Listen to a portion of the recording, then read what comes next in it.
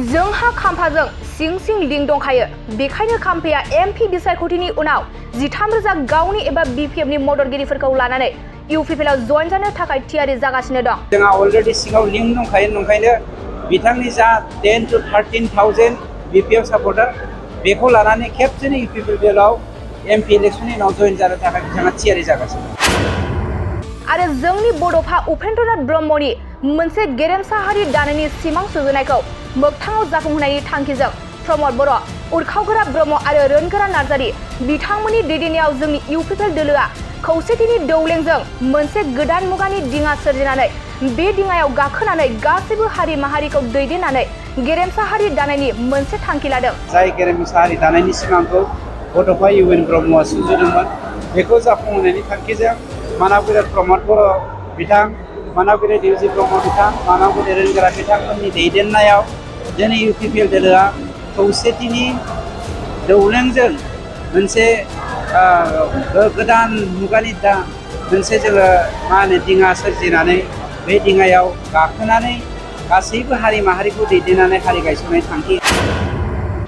बेनिखायनो इयुन जोलैया गासैबो लैहोर लैहोर जोंनि UPPL दोलोआव जइन जाफैदों आरो जों इयुन जोलैखौ लानानै गेरेमसा हारि दानो थाखाय सिगांबोदों।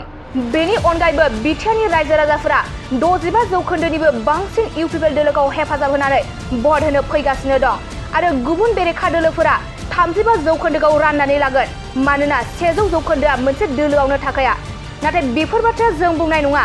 बेफोर बाथ्राखौ बिटिआरनि हाग्रा बिफाननि मावफुं सोद्रोमा रनजित बसुमतारिया खौरांगिरिफोरनि गेजेरजों फोरमायो।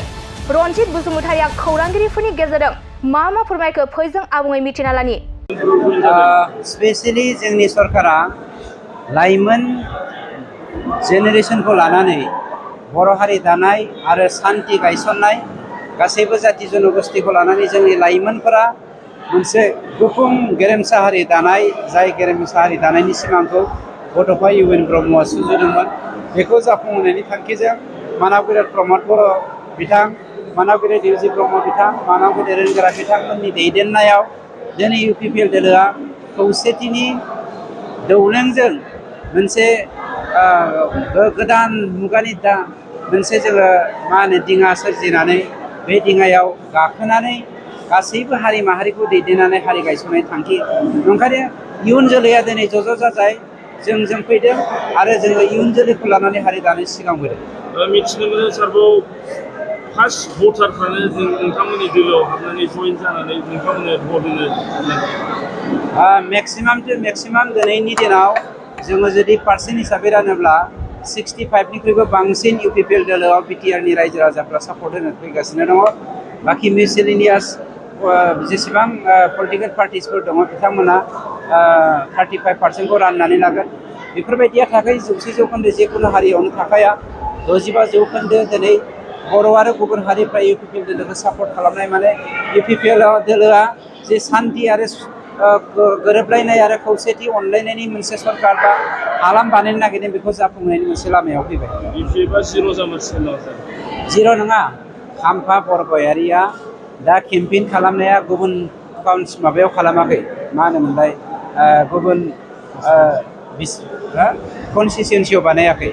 दा बिथाङा 14आवल' बानायगासिनो दं। बानायनायनि गुबै थांखियानो जादों जोंहा अलरेडि सिङाव लिंक दंखायो नंखायनो बिथांनि जा 10 to 13,000 बिपिएफ सापर्टार बेखौ लानानै खेबसेनो UPPL दोलोआव एमपि इलेक्शननि उनाव जइन जानो थाखाय बिथाङा थियारि जागासिनो।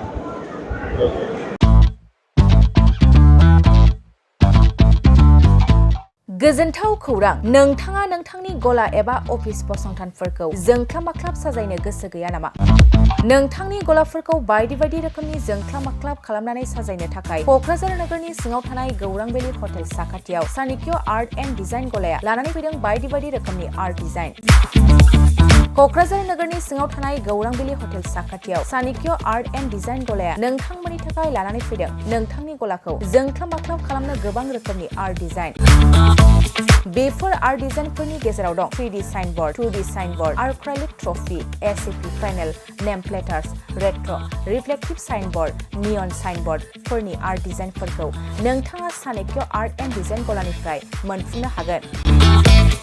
बेनि अनगायैबो इनग्रेविं सार्भिस, आर्क्राइलिक लेटार काटिं, MDF जालि काटिं, ल'ग', ग्राफिक्स डिजाइन आरो कास्टमाइज गिफ्ट आइटेम्सफोरखौ नोंथांमोननि गलानि थाखाय चाणक्य आर्ट एन्ड डिजाइन गलाया लानानै फैदों। आर्ट डिजाइन गोबां बाथ्रा मिथिनो थाखाय नोंथाङा नैबे 9706125636 6900981649 जानबुं नम्बरनि गेजेरजों खौरां लाहरनो हागोन।